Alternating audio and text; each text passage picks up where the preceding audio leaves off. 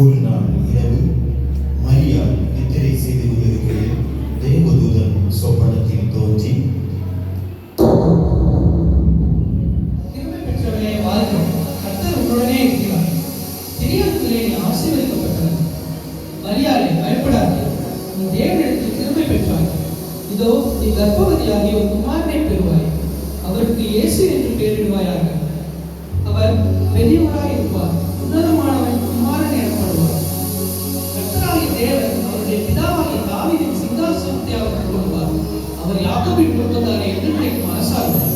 அவருடைய ராஜ்யத்துக்கு முடிகிறார். இது எப்படி ஆகும்? நான் புருஷனை அறியேனே. பரிசுத்த ஆவி உன்மேல் வரும், உன்னதமானவரின் கரம் உன்மேல் நிழலிடும். ஆதலால் உன்னிடத்திலிருந்து பிறக்கும் பரிசுத்தம் உள்ளது தேவனுடைய குமாரன் எனப்படும். இதோ நான் ஆண்டவருக்கு அடிமை, உம்முடைய வார்த்தையின்படி எனக்கு ஆக கடவுள். தனக்கு நியமிக்கப்பட்ட மரியாள் கர்ப்பவதியாக இருப்பதை யோசேப்பு அறிந்தான். ஆனால் யோசேப்பு நீதிமானாக இருந்து அவளை அவமானப்படுத்த மனதில்லாமல் ரகசியமாய் அவளை தள்ளிவிட யோசனையாய் இருந்தான். அன்று இரவு தேவதூதன் யோசேப்புக்கு சொப்பனத்தில் தோன்றி, தாவீதின் குமாரனாகிய யோசேப்பே, உன் மனைவியாகிய மரியாளை சேர்த்துக் கொள்ள அறியப்படாது. அவரிடத்தில் உற்பத்தியாயிருக்கிறது பரிசுத்த ஆவியினால் உண்டானது.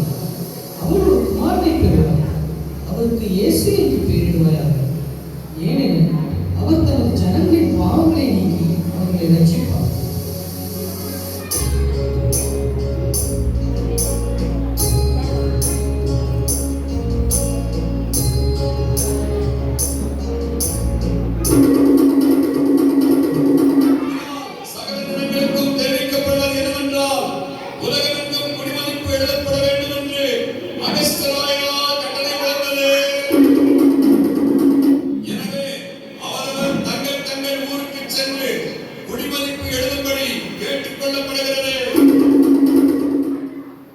யோசேப்பு தான் தாவீதின் வம்சத்தானும் குடும்பத்தானுமாய் இருந்தபடியினாலே தனக்கு மனைவியாக நியமிக்கப்பட்டிருந்த கர்ப்பவதியான மரியாளுடனே குடிமதிப்பு எழுதும்படி தாவீதின் ஊருக்கு சென்றார்கள்.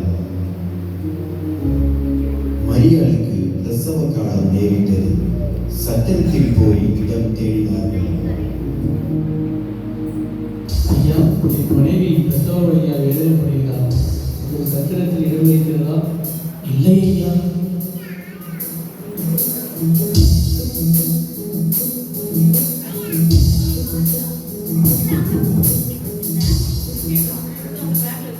ஐயா, என் மனைவிக்கு பிரசவ காலம் இருக்கிறது. ஒரு சத்திரத்தில் இடம் வைக்கிறதா? இடம் காலியாக இல்லையே. சத்திரத்தில் இடம் இல்லாததினால் அங்கிருந்த மாட்டுத் தொழுவத்திற்கு சென்றார்கள். அவள் தன் முதற் பேரான குமாரனை பெற்றெடுத்தாள்.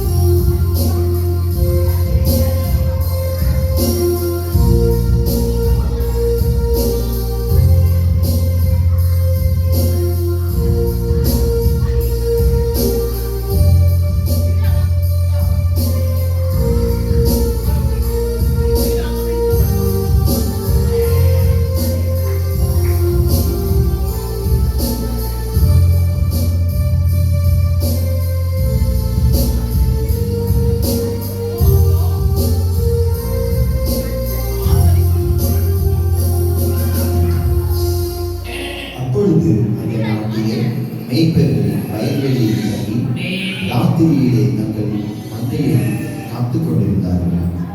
அவ்வேளையிலே கர்த்தருடைய தூதன் அவர்களை நோக்கி, பயப்படாதீர்கள். இதோ எல்லா ஜனத்துக்கும் இந்த சந்தோஷத்தை உண்டாக்கும் நற்செய்தியை உங்களுக்கு அறிவிக்கிறேன். இன்று கர்த்தராகிய கிறிஸ்து என்னும் ரட்சகர் உங்களுக்கு தாவீது ஊரிலே பிறந்திருக்கிறார். பிள்ளையை துணிகளில் சுற்றி முன்னணியிலே கிடத்திற்கு காண்பீர்கள். இதுவே உங்களுக்கு அடையாளம். நாம் பெத்லகேம் ஊருக்கு போய் கர்த்தரால் நமக்கு அறிவிக்கப்பட்ட அந்த காரியத்தை பார்ப்போம் வாருங்கள்.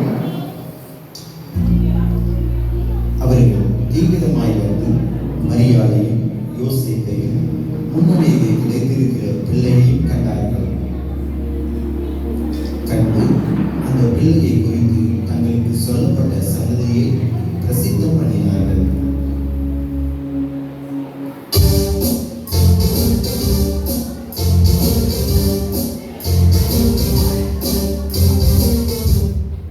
பெத்லகேமிலே இயேசு பிறந்த பொழுது கிழக்கிலிருந்து சாஸ்திரிகள் அக்குழந்தையை குறித்து விசாரிக்க எருசலேமில் உள்ள ஏரோது ராஜாவின் அரண்மனைக்கு வருகிறார்கள்.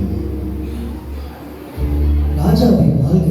யூதருக்கு ராஜாவாய் பிறந்தவர் எங்கே? கிழக்கிலே அவருடைய நட்சத்திரத்தை கண்டு பணிந்து கொள்ளும்படி வந்தோம். எனது யூதருக்கு ராஜா, பிரதான ஆசாரியரே, வேதபாரகரே, எல்லாரும் இங்கு வாருங்கள், நான் விசாரிக்கிறேன். கிறிஸ்துவானவர்